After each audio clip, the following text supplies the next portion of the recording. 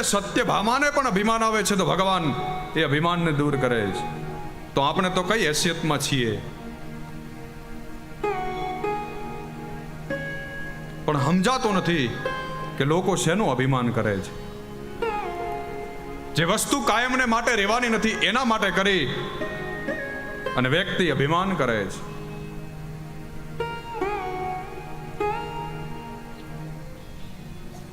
એટલા માટે નરમ બનવું, નમ્ર બનવું.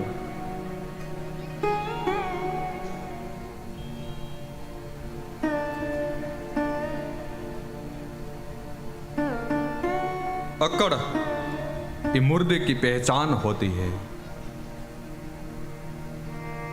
मर्दू कोई दिन हमें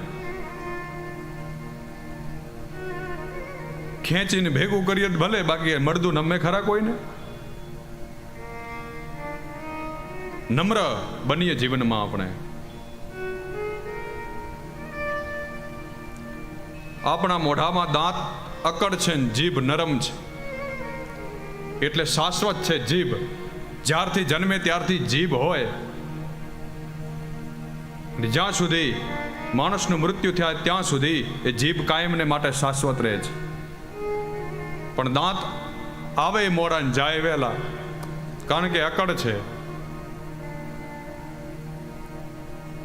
એક વખત તો દાંત બધા કારણ વગરના જીભને ધમકાવ્યા કરે. 32 બેઠા છીએ, જો કાંઈ બોલે તો રોજ જીભને ધમકાવ્યા કરે. આજુબાજુ 32 બેઠા છીએ, અકડ છે ને, અને પાછા 32 રોજ ધમકાવે. એકાદ દિવસ જીભનો મગજ ગયો. જીભે દાંતોને કહ્યું, રેવા દ્યો, જો હું કોઈકને કારણ વગરનું બોલી ગઈ તો તમે 32 કારણ કે અકડ છે ને.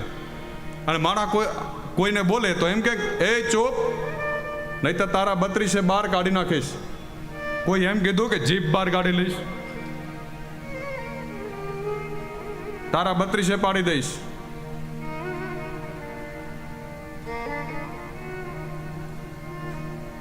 પણ ભગવાન દ્વારકાધીશ બહુ સરળ છે. ધર્મરાજ યુધિષ્ઠિરના રાજસુ યજ્ઞમાં બધાને કામ સોંપવામાં આવ્યું ત્યારે ભગવાન દ્વારકાધીશ કહે છે, હું પણ કામ કરીશ. કયું? બ્રાહ્મણોના હેઠા પતરાવડા હું પડીશ. કારણ કે ભગવાન દ્વારકાધીશ બ્રાહ્મણ પ્રિય છે. બ્રહ્મજ્ઞો બ્રાહ્મણ પ્રિય.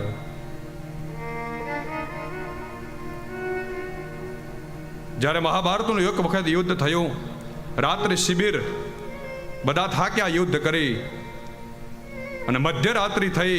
ભગવાન દ્વારકાધીશ પોતાના એ શિબિરમાંથી બહાર નીકળ્યા. આ બાજુ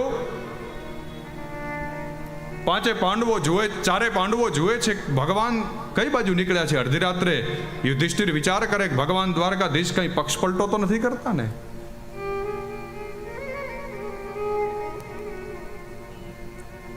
અને યુધિષ્ઠિર, નકુલ, સહદેવ, ભીમ બધા ભગવાનની પાછળ છુપાઈને જાય છે, જોવા માટે ભગવાન જાય છે ક્યાં.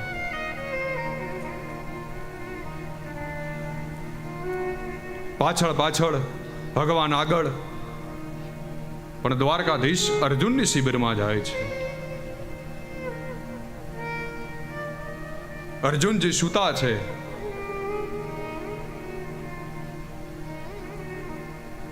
દિવસે ભયંકર યુદ્ધ કર્યું છે. અર્જુને ગાઢ નિંદ્રા આવી છે. ભગવાન અંદર ગયા. યુધિષ્ઠિરને ચારે ભાઈઓએ બહાર ઉભા રહીને જોયું ભગવાન શું કરે છે.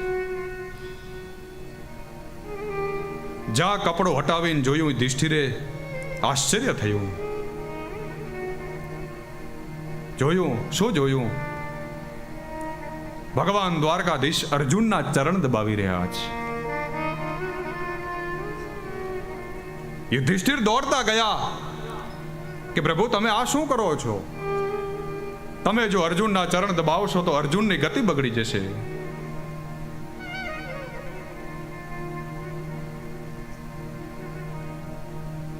ત્યારે ભગવાન દ્વારકાધીશ કહે છે કે ધર્મરાજ,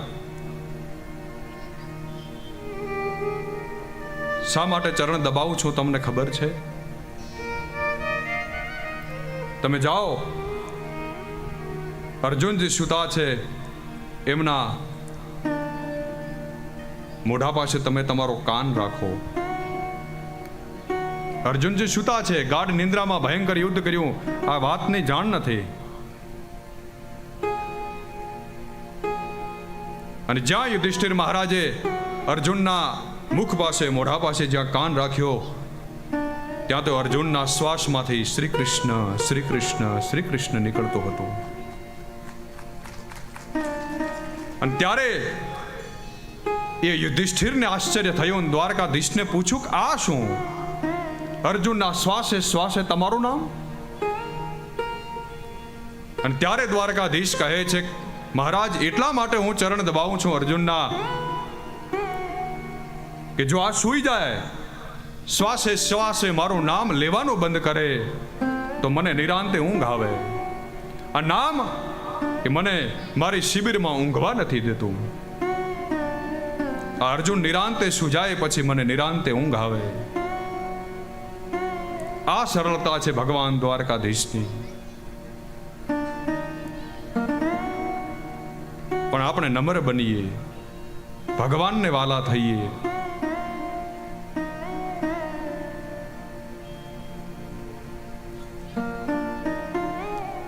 દ્વારકાધીશ જવા તૈયાર થયા. કહે છે કે હવે મારે દ્વારકા જવું છે, કારણ કે મારો બહુ મોટો પરિવાર છે, બધા વાડ જોઈને બેઠા છે. 16,108 એવડો મોટો પરિવાર. એક પટરાણીથી 10-10 છોકરા. એટલે સરવાળો તમે બધા કરજો કે ભગવાનનો પરિવાર કેવડો છે. કહે છે કે 3,88,00,000 આસપાસના ગુરુજીઓ તો ત્યાં ભણાવવા માટે આવતા હતા દ્વારકામાં. એમના છોકરાઓને તો પરિવાર કેવડો છે ભગવાનનો.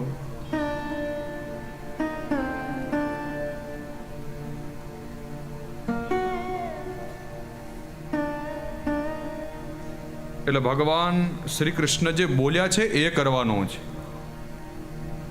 જે કર્યું છે એ નથી કરવાનું. અને જો ઘણાને કરવું જ હોય તો કરો બેની હારે લગ્ન. ભગવાને તો 16,108 ની સાથે લગ્ન કર્યા છે. આપણાથી તો એકે ન હચવાય.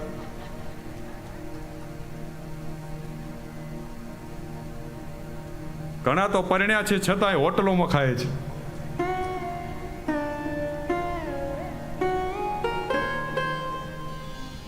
ઘણા તો ઉમિયા માતાના ભોજનાલયમાં.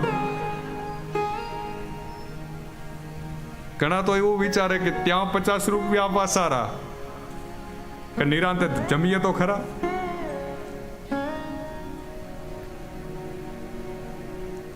એક ભાઈ તો હોટલમાં જમવા ગયો.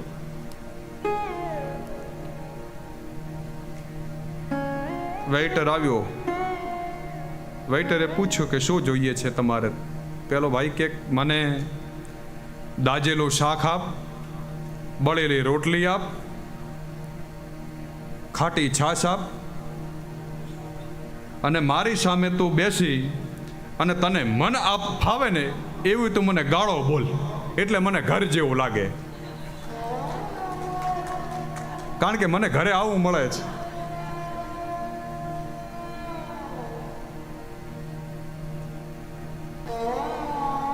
એટલે જ તો ઘણા ઘરે જઈએ ને તો વાટકીઓ ઉડતી હોય, અવાજ આવે. ઘણા ઘરે તો પધરામણી કરવા જઈએ ને પેલો કરધણી બોમ્બ મારે, એ પાણી લાવજે. 3 વખત પાણી મંગાવે ને 4થી વખત ઢોળાતું આવે.